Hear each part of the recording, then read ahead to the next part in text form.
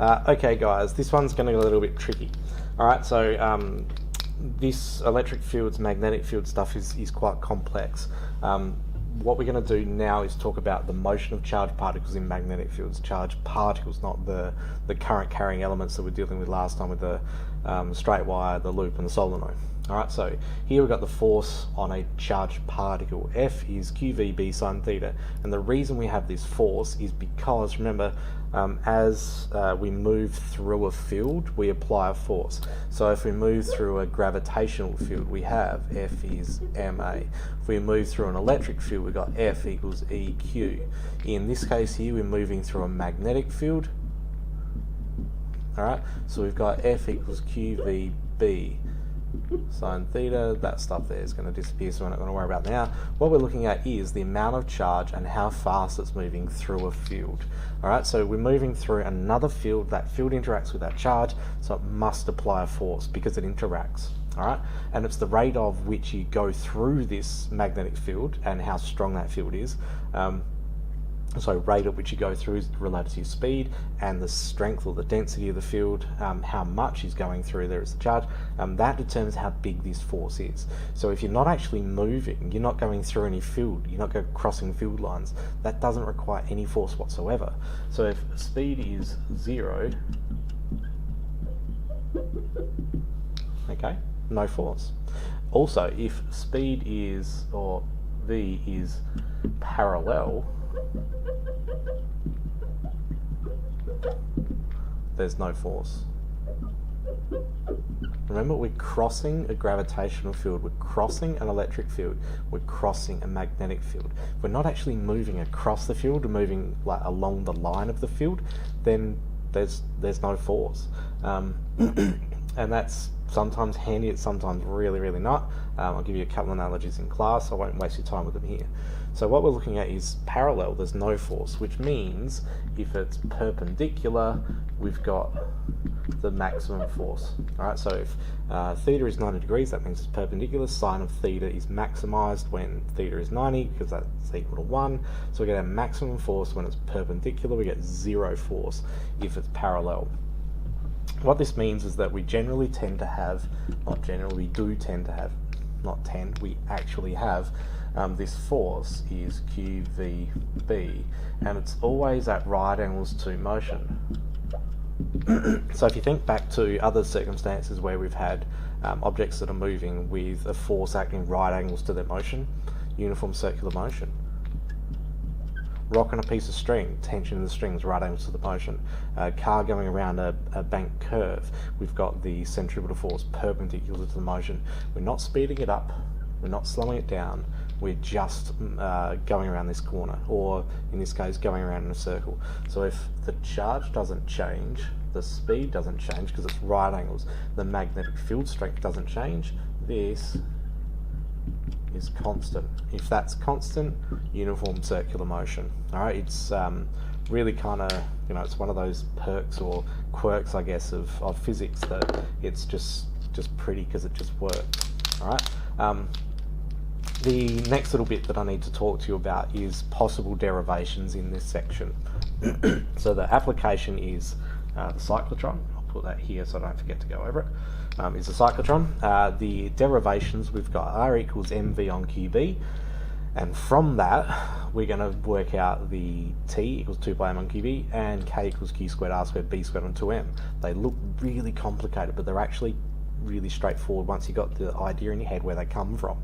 So if this here is a centripetal force, uniform circular motion, we can say that F is QVB, but that thing there is mv squared on R. Alright, because it's a circular force, centripetal force. So remember, the v squared and r is centripetal acceleration multiplied by mass, now we've got a centripetal force. So what I'm going to do now is rearrange it to make it look like that. So one of them will cancel out with one of them.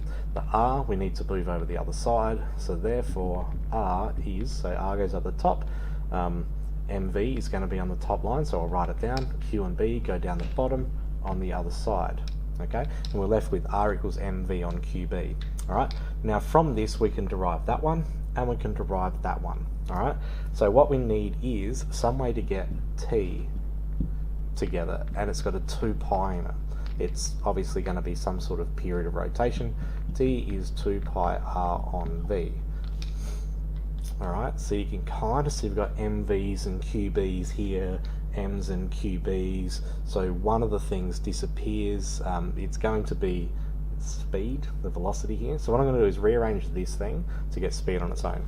So if I do that, v is rqb on m. M goes down the bottom, qb goes up the top. And then what I'm going to do is rearrange this thing. V is 2 pi r on t. So now v equals a thing, v equals a thing, that's going in circles, that's a circle, so they're equal. So now we've got this is equal to 2 pi r on t. I want to get t on its own, it's on the bottom, it goes to the top. T is 2 pi r is already there, on rqb goes down the bottom. And there's also an m there. So it goes away, is 2 pi m on qb, which is what we wanted. Now this thing here is in our cyclotron. So here's the D's, or the donuts, or the hamburger, or whatever you want to call it. Magnetic field, magnetic field, magnetic field through here. And what this is doing is making our charged particles that it accelerates through go in uniform circular motion, where it's getting faster and faster and faster and all that sort of stuff until it's got some sort of maximum energy and it can't contain it anymore. It's got a set energy at a set radius, and that's what we want, yay. But in this case here, what we need to do is switch these things from positive, negative, positive, negative.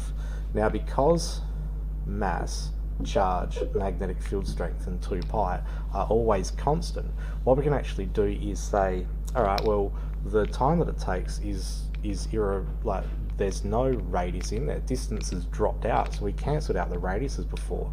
We don't have any relationship with speed in here, because if it goes faster, it's at a bigger radius, they're proportional to each other. So now we don't care how fast it's going, we don't care what the radius is. We know that every single loop that it does, every single bit of a loop that it does, is going to take exactly this time based on its mass, its charge, and the strength of the magnetic field that we've got in it. So the strength of these guys. So that tells us how fast we need to switch positive to negative. Up and down, up and down, up and down, up and down. And only particles with that specific mass and charge will actually make it around that circle. Everything else gets filtered out. The last part we need to do is this guy here. K equals q squared r squared v squared on 2m. Now, K in this case is kinetic energy. Ke is half mv squared. And what we need to do is get some sort of value for v where we've got a whole bunch of r, q's and b's and m's. And you guessed it, there it is there. So what I'm going to do is take all of that and put it there.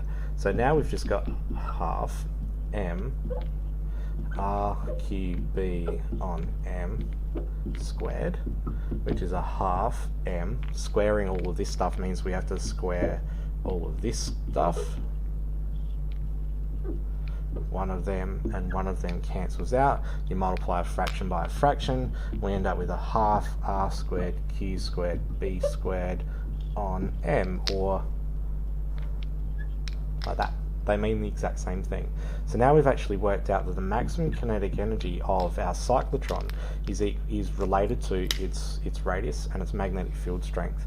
And the particles that we can smush around in it are Q based on charge and mass ratio. Alright, and this is what we use to determine the type of radioisotopes that we can make, because they all have different energy characteristics in order to absorb the, let's say it's a proton that we got whizzing around here. Alright, yeah, this derivation,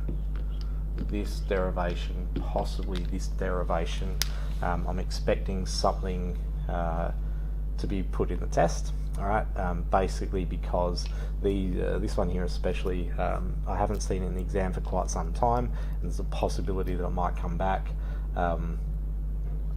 but it will almost certainly be in the test, just a heads up. Alright, any questions, come find me. I'll show you a big picture of one of these guys in the coming days or weeks.